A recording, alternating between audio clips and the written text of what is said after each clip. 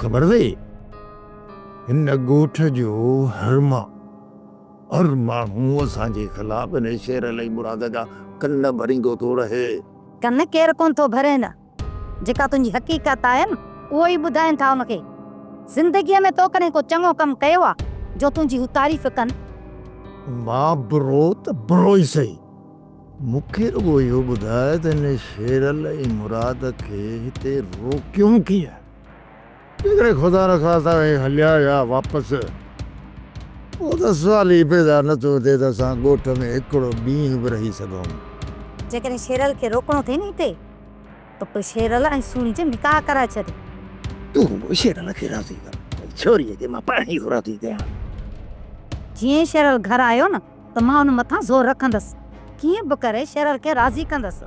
इन छोरीअ जे निड़ीअ ते लत रखे मां पाण ई थो मज़र आयासि। काॾे वेंदी छोरी? वेड़ी थिए सां।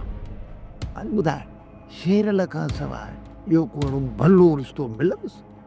शेरल सां हुनखे शादी करणी पवंदी। बाबा वारा ज़बरदस्ती मुंहिंजी शादी शेरल सां कराइनि था, जॾहिं त मां सिकुअ खे चाहियो आहे। सिकुअ खां सवाइ मां कंहिं ॿिए सां शादी न कंदसि, पोइ भले बाबा वारा केॾो बि ज़ोर लाइनि। अदा शेरल, यार असां त हिते ग़लति माण्हू जी मदद करण जे लाइ पहुतासीं, वरी तूं चवीं थो उन माण्हू जी मदद कर जेको हर माण्हू जो गुनहगार आहे।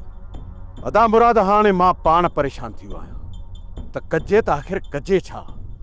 जेकॾहिं रूंडो मज़लूम ऐं बेकसूर हुजे हा न त उन जी मदद करण बि सवलो कमु हो, पर जेकॾहिं रूंडे जे करे असां कंहिंसां बि विढ़ूं था न त हितां जो माण्हू असांखे बि रूंडे वांगुरु शैतान सम्झंदो। हा दा शेरल, असां जेकॾहिं रूंडे जी मदद कई न त पोइ जेको असांजो किरदारु आहे न सॼो दाग़दार थी ईंदो। अदा, पुफीअ जे करे इन ख़ानदान खे ज़ुल्म खां बचाइणो पवंदो। हाणे तूं ई ॿुधा त आख़िर कजे त छा कजे? अदा, मां त चवां थो तूं पुफी दिलशेर ऐं सोणी खे तूं वठी हल, बाक़ी तूं इन रूंडे खे पंहिंजे हालत छॾे ॾे। जेके ज़ुल्म इन रूंडे कया हूंदा न उन जो त हक़ हिसाब ॾियणो पवंदुसि न। जेकॾहिं इन रूंडे खे असां पाण सां गॾु वठी हलंदासीं न त इहो असांजे ॻोठ में हली बि शैतानगिरियूं कंदो ऐं असांजो नालो बदनाम कराईंदो। इन जे लाइ इहो हिते सही आहे। घर हली मां पुफीअ सां ॻाल्हायां थो, जेकॾहिं उहे रूंडे खे छॾे असां सां हलण लाइ राज़ी आहिनि त ठीकु आहे, न त अदा मुराद तूं ऐं मां हितां वापसि हलूं था, पोइ रूंडो ॼाणे रूंडे जो कमु ॼाणे।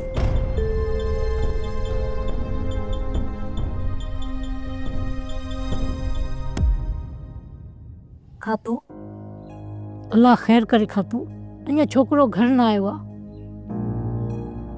अल्लाह आंदो अथई हेदर, मां त ॾाढी परेशान हुयसि पुट।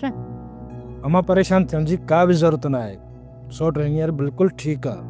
अल्लाह कंदो सुभाणे घर अची वेंदो। अल्लाह साईं जा लख एहसान थिया जो दुश्मन जे वार खां सावल खे अल्लाह साईं नई ज़िंदगी ॾिनी। हा भाई, दुश्मन त सौट खे मारे चुको आहे, पर सौट जूं के चङायूं थियल हूंदियूं उहे हुनखे कमु अची ऐं गोली चमाउथ निकिरी वई, पर हींअर सौट बहितर आहे। हेदर, जिन दुश्मननि तुंहिंजे सौट ते वार कयो आहे न उहे हाणे तुंहिंजी तलाश में बि हूंदा। पुट पंहिंजो ख़्यालु करे घुम। अमां दुश्मन को धारियो न आहे, ही पंहिंजा ई वेरी बणिजी आहे। इन करे हाणे हिननि खे घणे ॼण जी मोहलत ई कोन ॾींदासीं। इन दुश्मनीअ खे इते ई ख़तमु कयो, हाणे अॻिते इन दुश्मनीअ खे न वधायो। वरी इहो फ़ैसिलो त सौट अस्पताल मां मोटी अची कंदो, त दुश्मननि खे बख़्श करणो आहे या उन्हनि खे अंजाम ते पहुचाइणो आहे। सब्सक्राइब कयो असांजो official YouTube channel Sindh TV HD drama ऐं वधीक अपडेट लाइ बेल आइकन खे क्लिक करियो।